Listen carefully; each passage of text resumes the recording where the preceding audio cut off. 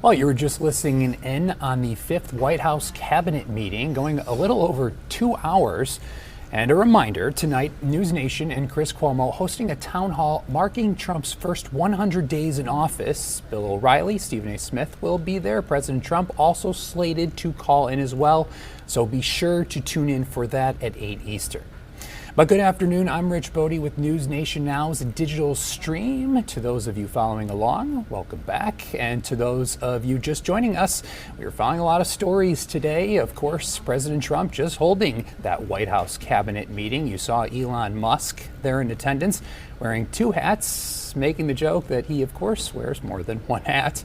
The president talking about deportations, addressing that Milwaukee judge and other radical left judges who he says are impeding deportation efforts. Trump and his cabinet touting his achievements in his first 100 days in office. Trump even joking the meetings weren't televised before because they were boring. The president also saying the volatility of the stock market is something he inherited from the Biden administration. I'm saying he is working to fix it. Today, the markets, though flat, but have fluctuated as potential trade deals loom.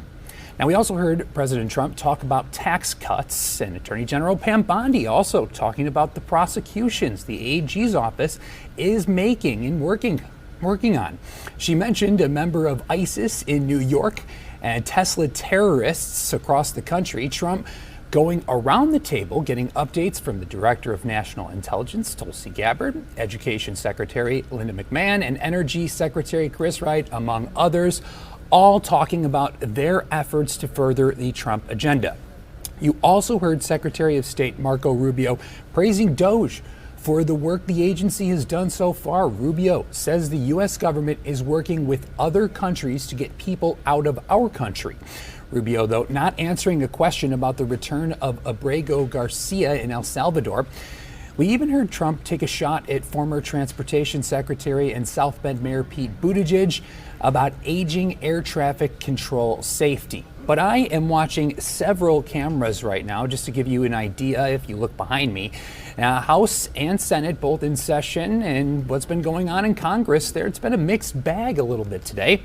And the House lawmakers remembering a Rhode Island state senator and New York congressman. House lawmakers also debating some bills, so we're keeping an eye on that. And we're also following a news conference. I want to show you this. We're following that news conference on an assault weapons ban. You can see Adam Schiff speaking there right now, so there's a live look at that. Schiff talking about gun violence, assault weapons ban, along with violent gun violence advocates. So we will take you there momentarily.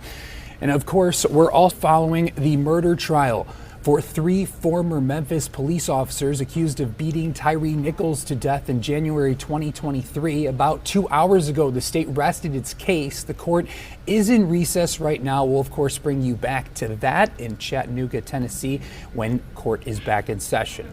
Now, I told you I'm watching many cameras, but I'm also watching who is watching us. So I do want to say hello to some of our Nexstar affiliates just joining us at this hour, welcoming in K4 in Oklahoma City, KLAS in Las Vegas, always good to see you, and KELO in Sioux Falls, South Dakota, along with WKRN in Nashville. Thank you all for joining us. Let's get you to that press conference on gun control. For years, lawmakers have tried to create an assault weapons ban. California Democrat Adam Schiff hopes to see ban on military-grade weapons and high-capacity magazines. Right now, 9 states prohibit assault weapons, but there is no federal law. Schiff hoping to change that. He's joined by gun violence groups as well. Let's take you there right now.